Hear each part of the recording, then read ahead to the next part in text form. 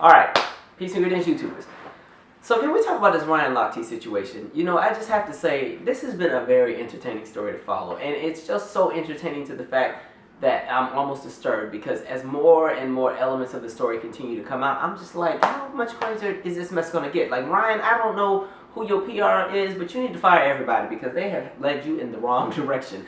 The first thing you should have done, one, is listen, when you get caught up in something, you don't say a damn thing until y'all have y'all story together. I mean, the PR got everything together. You just sit in silence. You stay in your house. You don't go to the grocery store. You are not to be seen or heard from until, you know, a week has passed and things have died down a bit, and then you go ahead and make your statement, and you make sure that you got a good one and that everything adds up and there are no loopholes. But they got you out here half apologizing on TV, not taking responsibility for anything, not taking accountability with anything, so you just still ended up looking stupid. And you done even lost a Speedo endorsement.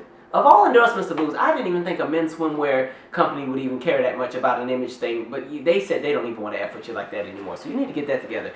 And my thing is, like, Ryan, you had one job.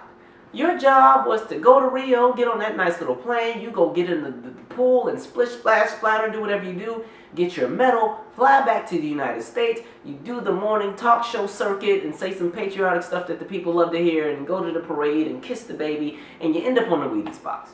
Well, maybe not the Wheaties box, because Michael Phelps is going to be up on that. And then next in line is Simone Biles, and then like Usain Bolt and everybody else like that. So you might have been like number 10, but you messed that up. So maybe not the Wheaties box, but if there's a generic brand, you might have been able to end up on the Wheat Squares box. But Wheat Squares is pissed off too, so they ain't even effing with you. So you're not going to be on no box. You have messed up your chance to be on the cereal box, okay? Not even a lunch box. No boxes for you at all. All right? Anyway. I don't know, this is such an interesting story, and the reason why I say I find it disturbing is because his behavior and his actions once again play into that narrative where it's okay for black and brown individuals and populations to be vilified in order to push the narrative of white innocence. And I know some people hate when I talk about race. Too bad, I'm always going to do that. Listen, this is my experience, I'm just letting you know what happens to us. But, you know, there's always that narrative where you push that story of white innocence, and what you do is you vilify everybody else in order to push your narrative, to push your agenda, to make your image seem a little bit better than others. And that's exactly what happened. And people may think I'm jumping off the deep end, but you have to look a little bit deeper into this whole Olympics situation. First of all, a lot of people were pissed off that the Olympics was going to be in Brazil. People didn't think Brazil was the country that should be hosting it. It's not the right kind of country, and I'll tell you why. People look at Brazil and think Brazil is a country full of Sofia Vergara's walk around, even though she's from Colombia. But in reality, Brazil is a black country, a very black country. As a matter of fact, it is the second blackest country in the world. Okay, Nigeria has the largest population of black people, followed by Brazil, followed by the United States. The United States has about 45 million, and Brazil has about 55 million black people, or people of African descent that live there. It's a very black and brown population.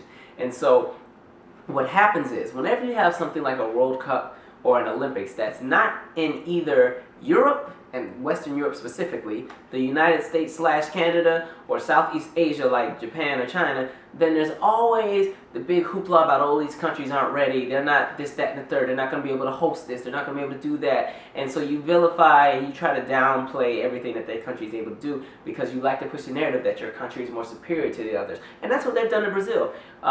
They specifically took a lot of effort, especially the media, to push all these different narratives about how ill-prepared Brazil was going to be. Oh, why is Brazil hosting the Olympics? They got all these populations that are living in slums. They shouldn't be hosting the Olympics. And then out of nowhere, here comes all these magical diseases. So the Zika virus magically pops up. And I'm still questioning that whole situation because I'm like, how does a mosquito bite give you a virus so extreme that people's heads are shrinking and that babies' heads don't develop correctly? What kind of mosquito is that? Where did that come from? So, yeah, y'all riddle me this. Answer that question.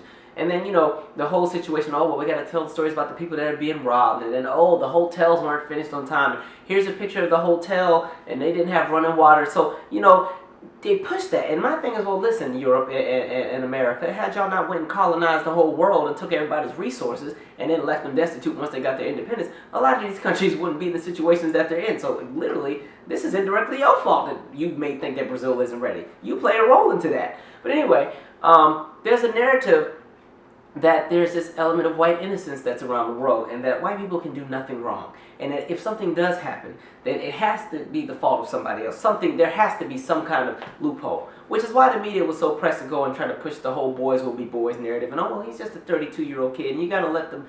I'm like, wait a minute. And it's interesting, as the story first came out. When the story first came out, media hopped on it, couldn't wait. Oh, Ryan Lochte, robbed at gunpoint in Brazil. Oh, we told y'all it was going to be dangerous over there. That's why so many athletes just didn't even go down there, because the Zika virus was crazy, and there's all kind of gangs running around, and this, that, and the third. It's just crazy, and so they really pushed that. And Ryan, he's doing interviews, and I was pulled out of the cab, and that's when I knew the story and stuff didn't add up, because one, I was annoyed that they kept updating me with the story before Brazil was like, hold up, something doesn't add up. They kept saying robbed at gunpoint, and it kept tarnishing what was going on with the Olympics. So then, when you finally listen to the story, and I'm like, wait a minute, you mean to tell me y'all were in a cab, and the cab gets stopped, some people are pretending to be police, they rob you guys, not the taxi driver. Even though the taxi driver is a person that's been driving all around a city of 6 million people for days and days and days, picking up athletes and everyday citizens and tourists and government officials and people who have money, revenue, things that they're going to give to him, tangible resources that they're paying him with. So I know in that glove box is a whole lot of money, but they didn't get robbed. The taxi driver didn't get robbed. But you and your swim crew all got robbed because y'all are these wonderful white Americans running around in the country, and you guys feel that you're just so rich. And the part that got me even more was like, so you guys get robbed, but somehow you still have your IDs, you still have your passports, you still have everything, but they took your wallets. I'm like, well, where do y'all keep all that? Y'all put it in the sock like the old people do? I'm confused. So, the story gets out, and then you discover what really happened, and I'm like, wait, whoa. So y'all vandalized a gas station and tried to pop off, and y'all done got drunk and did all this damage and all this crazy stuff. And the gas station owner had to literally pull out a gun to stop you all from leaving the scene. And so because you didn't want that bad image, and because you didn't want your business getting out there, you decided you were going to make this grand, elaborate story. And I mean, this is like a scene out of Mission Impossible, Enemy of the State type of mess. The gunpoint and the guns and the this and the that. And I'm like, this is the extent I'm talking about. People will go through lengths to cover themselves. Just extreme situations, just to cover themselves so they don't have to answer to anything. So they don't have to be accountable. And it's like, you made yourself look stupid. And not only that, once again, here we go with that whole narrative of that white innocence where you go to a majority black and brown population. You trash the community, you trash the population, you disrespect the people that are there, you have no respect for the authoritative figures that are there, and you think you can do whatever you want. Which is why you go and vandalize a gas station and you get on a plane the next day and fly out. And too bad your friends weren't smart enough to book flights the same day as you, and they had to wait extra and get stopped on the plane and yanked off the plane. But it's literally, there's that element of disrespect that a lot of people have for other countries, especially countries that are not in Western Europe or North America. It's like you think you can just go anywhere and do whatever you want, treat people any kind of way, and you just feel that because you are who you are, you can do that. And that's the issue. So when I talk about the whole element of white innocence, let's just do a compare and contrast, because I noticed Gabby Douglas got a lot of flack, and people were pissed because Gabby didn't put her hand over her heart. Mind you, that's not the status quo for the national anthem. All you gotta do is stand up. And to be real honest, if we really want to go there, never mind, I ain't gonna say all that. But anyway, so she gets ripped apart for not putting her hand over the heart, and people, oh, she needs to grow up. She's so disrespectful. She's just pissed because Simone Biles is racking up all the awards and blah, blah, blah. And Gabby Douglas, I can't believe she'd do this. And I'm sitting here watching her just get eaten alive. And then, so he goes and he does this, and the media's like, oh, well, boys will be boys. He's just a kid. And I'm like, this man is 32. I'm 28, and I know for sure, if I go do some nonsense, there's not going to be no people on Fox News and CNN talking about, well, he's just a 28-year-old kid, this, that, and the third. They are going to go and find the worst picture of me they can possibly find, because I don't have any mugshots. They're probably going to take my driver's license picture because the flash was broken that day, so I'm just a straight shadow with eyes and teeth in that picture. It's not a good picture at all. So they'll have that circulating all on the news and in the media and everything like that, and they're going to dig up everything that they can possibly find on me to make me look like a criminal, because they did that with Tamir Rice. I'm like, a 12-year-old kid, they couldn't do the whole element of boys will be boys with a 12-year-old kid who was playing with a little toy BB gun at the park. They could justify him getting shot and killed. But some grown man who's 32, 8 years from 40, okay, too old to be in the Olympics after the next one. This is it for him. He's too old for the Olympics after this one. But yeah, dang near freaking 40 years old, goes and vandalizes the gas station and does all that. And it's on camera. It's on camera. And the narrative is, oh, boys will be boys. You know, we just, you know, they're out there having fun. You know, they're running for the country. They're excited. They're just being great kids. And I'm like, see, this is the stuff I'm talking about. So it's that narrative that's pushed. And what's funny is Ryan should be grateful that the audio is not available for those videos, because that would be the nail in the coffin for his whole career. I guarantee you, because I know Ryan and his crew said some off the wall stuff to them people. But anyway, like I said, the issue with this whole situation that I take is, once again, people let that white privilege get them further and get them in a position where they're exempt from accountability, because this is not something that's new. And that's why I found it disturbing, because this is something that has always happened, where things happen, where white people get caught up in some mess and they find a way to blame it on black and brown people all the time. All right, prime example, Bethany Storrell. She actually inspired my very first YouTube video back in like 2010, 2011. She was the woman that lived in Vancouver, Washington, and she went out and she claimed that a black woman had attacked her and threw acid on her face. And I mean, she's on the camera, her skin's peeling, one side of her face is green and everything like that. And you know, they got the bandages and people are just outraged. They're doing candlelight visuals and we need more police on the streets and this, that, and the third. And you know, the crazy thing about that situation is Vancouver, Washington has like 8 black people. And maybe 3 of them might be women. So can you imagine what it's like to be one of the 3 black people or black women in that town when everybody's in lynch mob mentality looking to figure out who attacked Bethany Storrell? You know what I mean? And so then it turned out that Bethany made the whole thing up because she was just a little touched upstairs. And it's like, that's literally what happens. People get caught up in situations and it's so quick for them to blame us. Same thing with the Susan Smith one. That's the woman who went and killed her kid. She drove a car into the lake, and she said that, you know, she drove a car into the lake, let the babies drown, and then she said, oh, a black man stole her car. And I'm like, wait a minute. Now, any other time, y'all love to jump into that generalization and that stereotype that black men don't like to take care of their kids. So what makes y'all think that a black man wants to go and steal or freaking kidnap a white woman's children if he don't even take care of his own, according to what y'all like to believe, which is some nonsense? Like, literally, y'all should have known that story was nonsense. So when it came out that she had lied, I was like, that's how y'all do. And once again, I think she was in Washington State too. Something about the Pacific Northwest. They just stay out of control. They don't know how to act over there. And like, there's just so many situations. And another thing I'm starting to see now is a lot of people are so pissed off with the whole Black Lives Matter movement, and they're pissed off with the fact that black people are on social media and they're calling out things as they see it and really calling out the injustices that are taking place in the country, whether it's things regarding race or socioeconomic wealth, housing, jobs, education, so on and so on. And so there's starting to be a lot of retaliation, and people are doing things to try to sabotage the image of what black people are trying to put out there. So there's a lot of people who all of a sudden are vandalizing their own property and saying that black people did it. So there's the guy who spray painted blacks rule on his property and said some black people did it. I was like, blacks rule?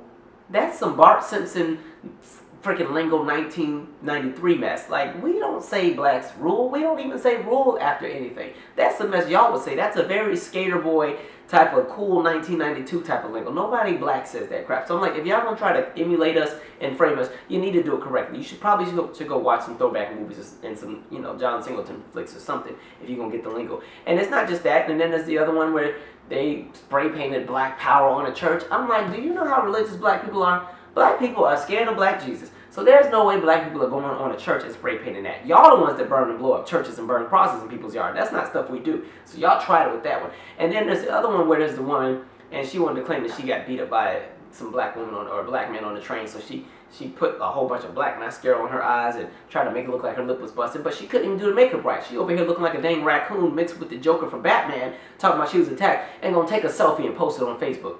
I'm like, y'all, what are y'all doing? But like I was saying, it goes back to that narrative. It's so easy to put it out there that black people are so vicious and violent and dangerous and everything like that. And it's so easy to put that narrative that, oh, we're just the most innocent population and we've done nothing wrong to anyone and everybody's out to get us. And so that's why you have all this animosity in the country now. That's why Trump has such a huge following, because white people think that they're in danger and that they've lost the country and that they're oppressed, which is why they had a White Lives Matter protest at the NAACP in Houston the other day. I'm like, I'm so confused. What is somebody killing y'all? Are y'all being attacked by police? I don't get it. Are you guys being forced to live in food deserts? Or I'm so confused at why you guys would need to protest. Like, literally, a White Lives Matter campaign is like if right-handed people decided that left-handed people complain too much, because left-handed people just, and I'm left-handed by the way, we just wanted some scissors that we could actually use, and maybe a notebook we could use where our fingers wouldn't have to hit the little spiral part. So that's kind of like making a right-handed committee, and it's like, we as right-handed people, we need to protect our rights because these left-handed people keep trying to take us, so we need to just push them down. Right power. Anyway, that's my 2 cents. So Ryan, I don't know what you're doing, but get that together, because at the end of the day, that same narrative has gotten a lot of people caught in situations where they've been killed. If you look at the history of America between the mid and late 1800s into the early 1900s, pretty much every single race riot that happened in the country started because somebody white said some nonsense about something that somebody black did when it didn't really happen. Whether that's Rosewood, where the woman was like, she's over here having an affair on her husband, but she was like, oh no, I was raped by a black man, and then they go and burn the whole town down and kill everybody. That was in Florida. Or you look at Tulsa, Oklahoma. I mean, there was a whole bunch of elements with Tulsa, but I mean, what triggered it was the whole fact that, oh, somebody felt like they were attacked by somebody black, so they go and burn down the whole black side of town, when in reality, white people were just actually pissed because that side of Tulsa was the wealthier side of town, because white people came back from World War I and could not have jobs and didn't have anything, and while all the black people didn't go to the war, they were able to build their economies and do all these great things, and white people were like, hell no, y'all have to be not about to be living better than us, so they went and burned down the whole town. And I mean, it's a narrative that's happened in pretty much every metropolitan city in America. It's happened in Chicago, happened in Detroit, happened in Atlanta, happened in Savannah, happened in Charlotte, happened in Raleigh, happened in Memphis, happened in Nashville, it happened in Baton Rouge, happened in New Orleans, happened in Mobile, happened in Birmingham. It like happened in so many cities where black people were literally lynched, shot, killed, burned, castrated, raped, and attacked because somebody made up something about what a black person did. And the biggest example of that everybody should be familiar with is you just look at something like a quick little Emmett Till and him whistling allegedly at the white woman, and somehow that equated to him being deserved, or him deserving to be killed. You know, that's kind of what's happened in this country. So somebody like Ryan going and doing that, even though he was just trying to cover himself, it's questionable how he was so quick to come up with this big laboratory of them being robbed, rather than just taking accountability for what happened. Because to be real honest, had he just taken accountability for that, nothing would have happened. You know how many times little Justin Bieber and Ariana Grande and them little happy celebrity teenagers go and do stupid stuff, and then they just apologize and write the people a check and nobody talks about it anymore? That would have happened to Ryan. But Ryan decided that he needed to make this elaborate situation so that you wasted the government's time and everything like that. And it's just like, you've tarnished that image of that country, and that's not fair to them. That's disrespectful to the people that are there. And it's like, I'm over it. Anyway, Ryan, get your stuff together. You had one job. You could not do that correctly. Embarrassing. Embarrassing for you and anybody who supports you. Anyway, I'm out. Share your 2 cents. We'll see how this pans out. I guarantee you, Ryan's going to say one more stupid thing within the next 2 weeks that's going to make this whole situation worse. But we shall see. I'm out.